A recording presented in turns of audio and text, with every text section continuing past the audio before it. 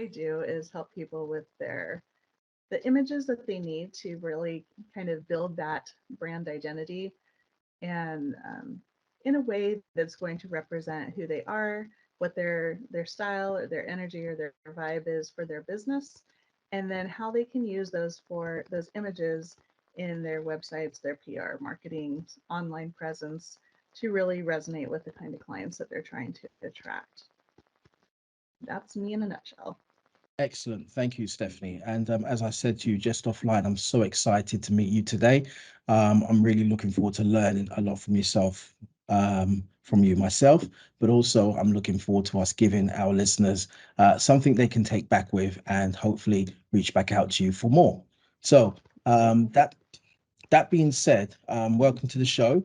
And my first question to you is really to find out what drew you to photography. Yeah. Well, thank you so much for having me. Really appreciate it. As far as photography, I think actually came up a couple months ago with the holidays. I was thinking, what were all of my favorite Christmas presents?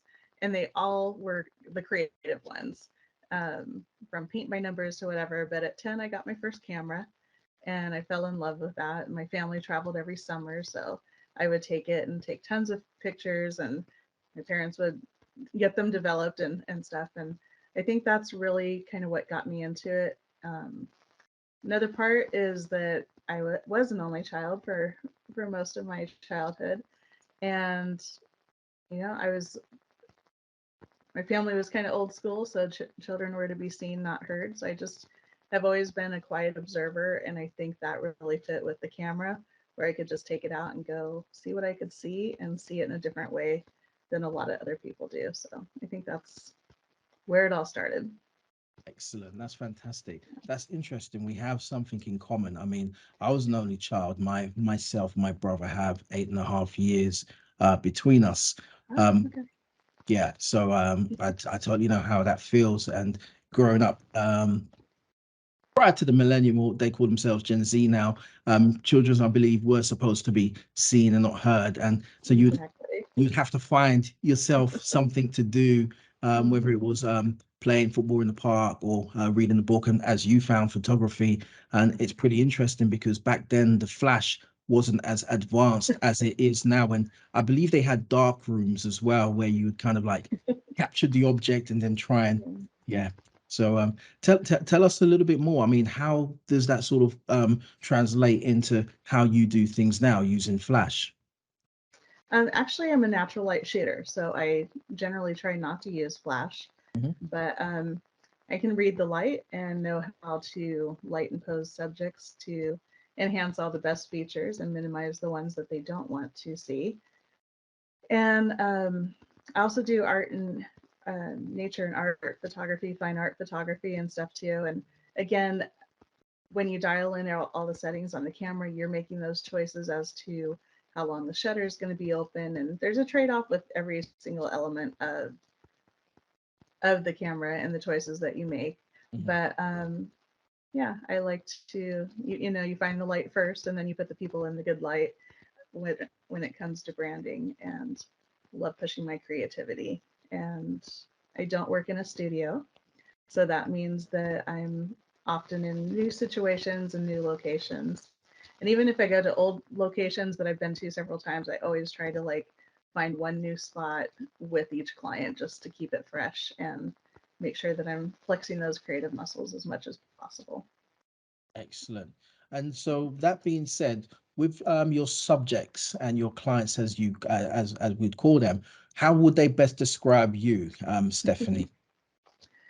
um, I do have a sense of humor. I think laughter is super important. It's right up there in my core values.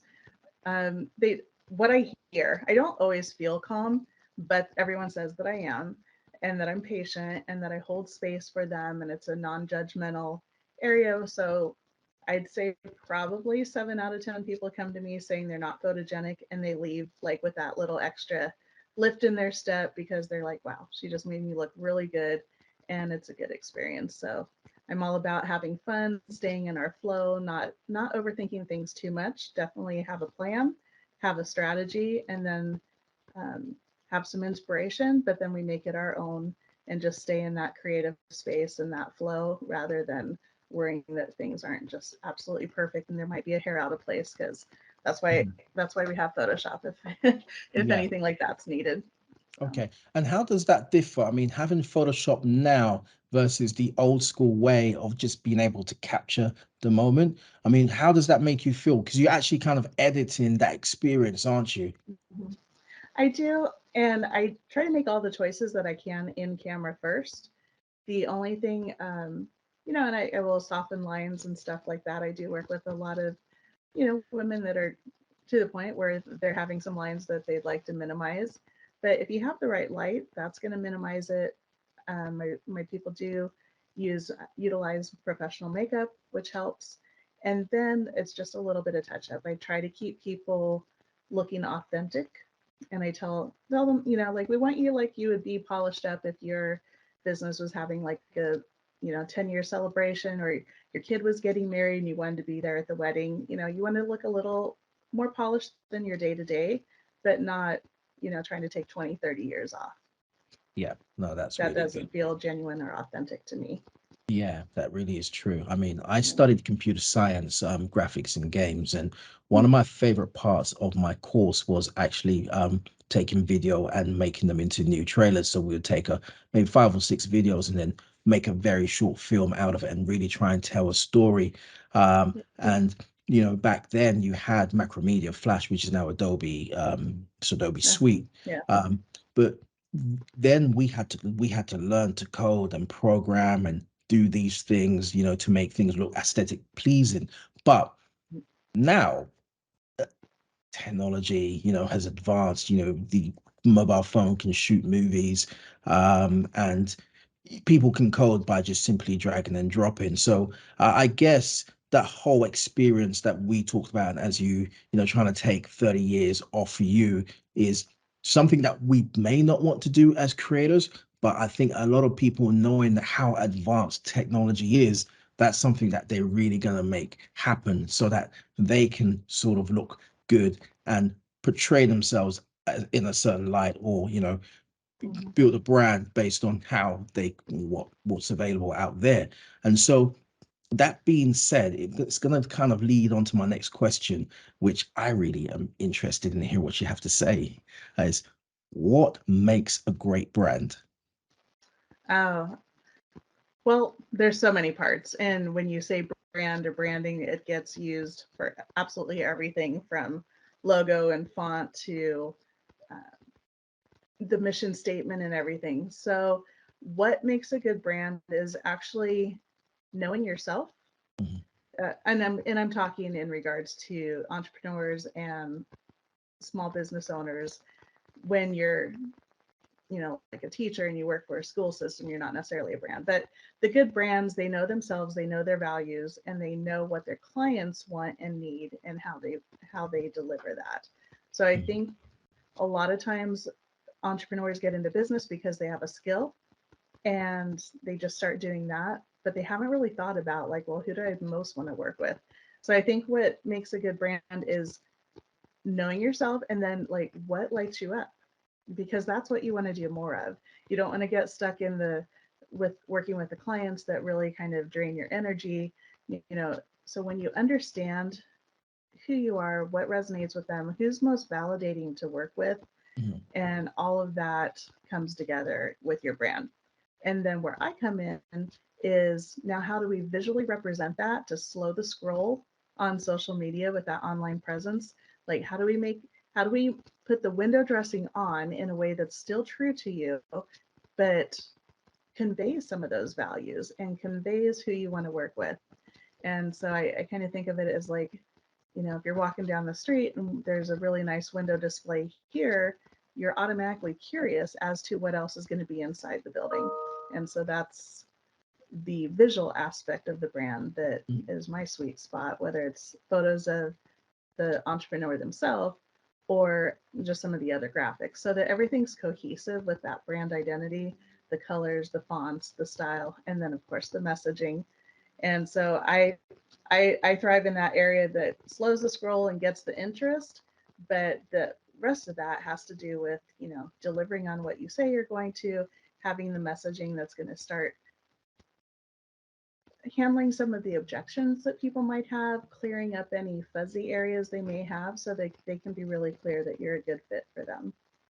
Excellent, excellent. That's really good. So, I mean, I classify myself now as an entrepreneur. I think that's a big buzzword, but self-employed, a business person, a company owner, they all equal are the same. But I think the word entrepreneur really means, and some people don't understand, is someone who's actually prepared to take financial risk or take a bet on themselves. And when you're betting on yourself, it's not just monetary. I think monetary probably comes down the ladder as number three, but it's delivering that value to your clients.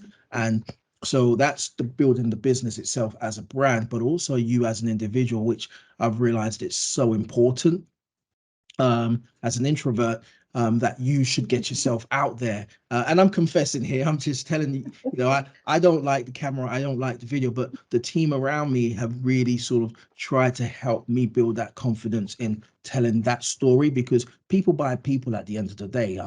Absolutely. And I can go out and do the biggest deals with the biggest businesses out there, but when I come home after work within my day job, when I had a day job, I just want to be inside. I don't want to talk to anyone, put my feet up and watch a movie. But Right. running your own company and now having a team, you really need to put yourself out there. So what would you say is important, the most important part of someone like myself listening? What is the most important part of them getting out there personally, and showcasing their expertise and the business that they represent?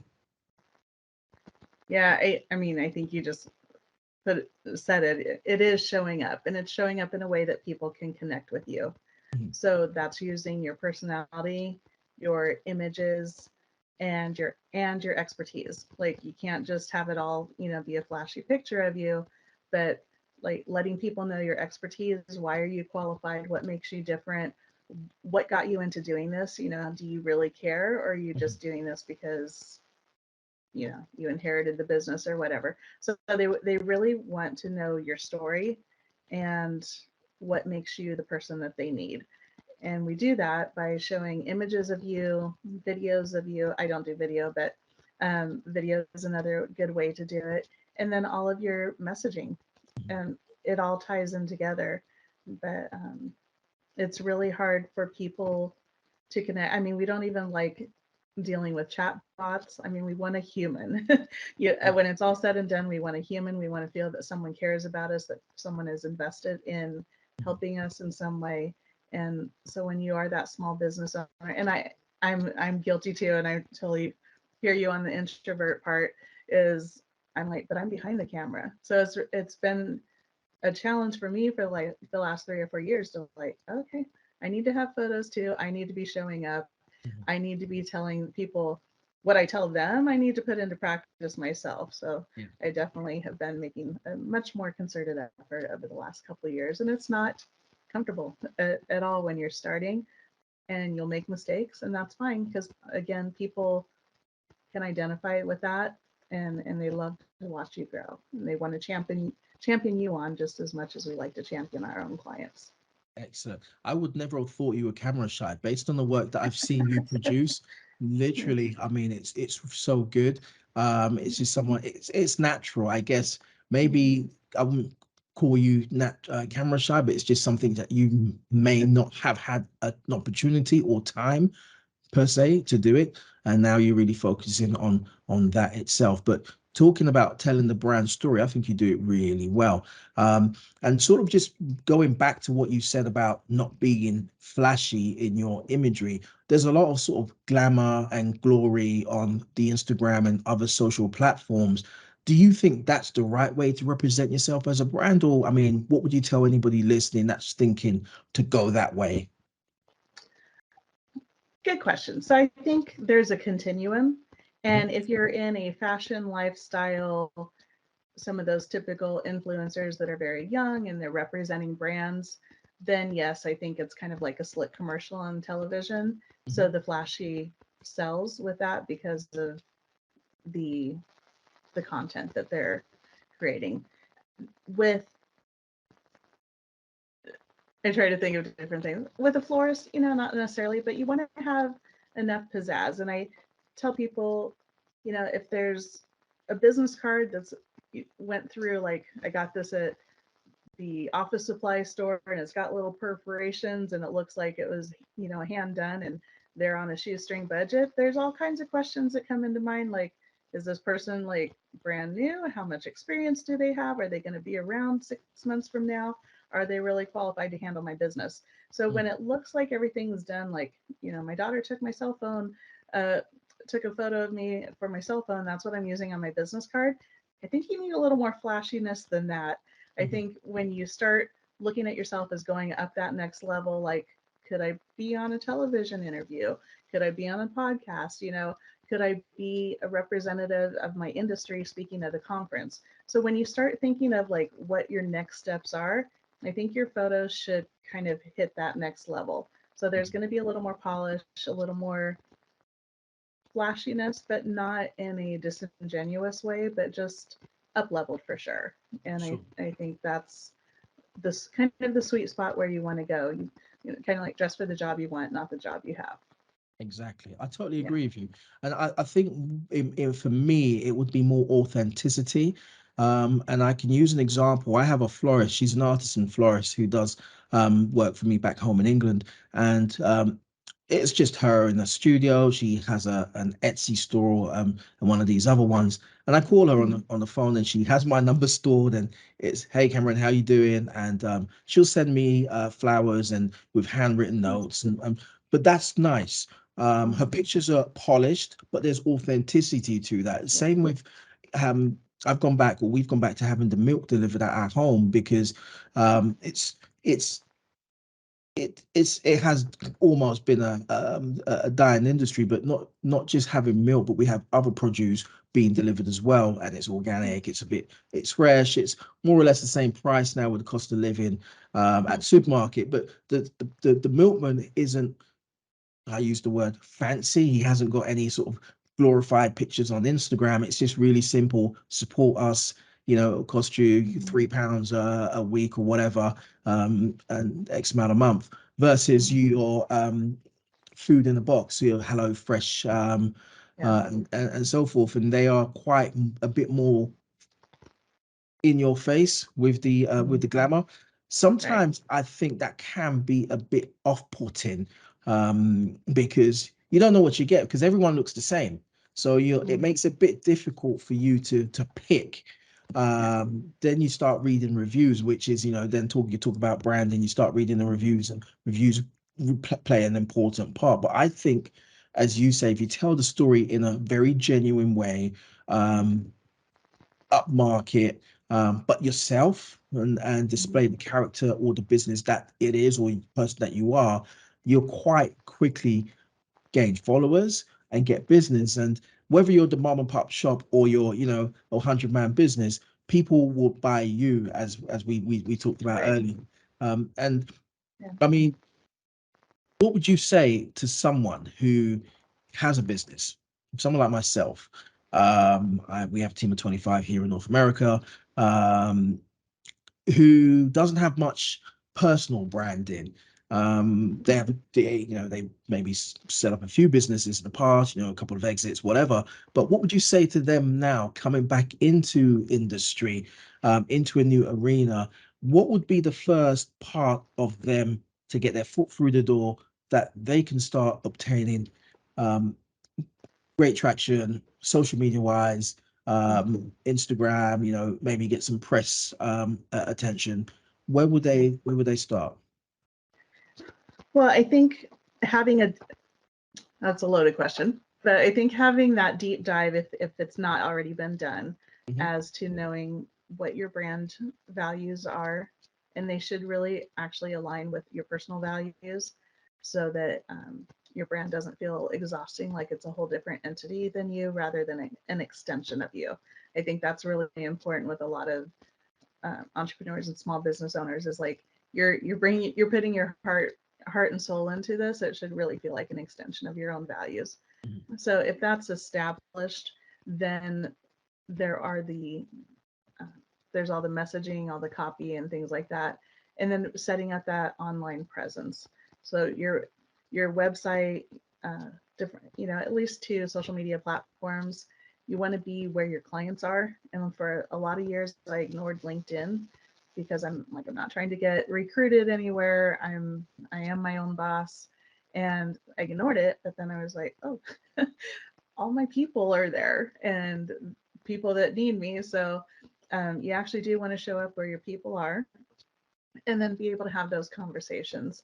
I think one etiquette part that gets missed a lot when people are trying to grow their brand is they don't follow back and they don't comment back. And so they're missing the social part of that social connection where it's just like, I'll receive follows, I'll receive comments, and then they just kind of, ghost the people that are actually reaching out and taking time for it. So I Yeah. think that's a really strong or very big part of growing your brand, and also talking to other people that are like-minded and have some of the same followers, and just really getting in there and learning who your people are a little bit. So it's a give and take for sure. Excellent. I totally agree there. And I have a partnership with in a recruitment business, and one of the guys that works with us, he has a massive social media on LinkedIn presence, and literally I call him a hacker. I mean, he's managed to hack his way through that conversation. And he's always commenting, he's always building engagement, he's always talking to people about relevant news, and everybody knows him. Mhm. Whether he brings in business or not, everybody knows him. He's a likable person, and he's managed to really build himself up via LinkedIn. I mean, what you say, I totally agree with you because I'm very sort of anti-social. I don't like the Facebook, yeah, LinkedIn, and but the engagement really, really helps. I think that's a great start. But also, I think that having mentorship is very, very important. Without my business mentors, I don't think that we would be where we are today. But and you as a brand expert who's broken into two great industries, I think that working with someone like yourself also be advantageous as well. So if someone wanted to find you and really get the first initial conversations going, Stephanie, how would they do that? Probably the easiest way is my link tree that kind of branches out to all my other links. And Hmm. that's linktree, linktr.ee Yep. slash, and then Stefanie Blue. And Stefanie with an F, Stefanie, blue like the color. So, and Excellent. from there, it'll take you everywhere else you need to go. Okay. What I'd like to do is I'd like to link your website and some of your work within the show when it's posted as well. And also we'll put your contact information in there. I've really enjoyed my conversation with you. Uh, Thank you. Thank you very much for being on the show. And from Cameron Black to Stephanie Blue, it's So been a pleasure. we're very colorful. Yeah, exactly, exactly. All right. Thank you, Stephanie.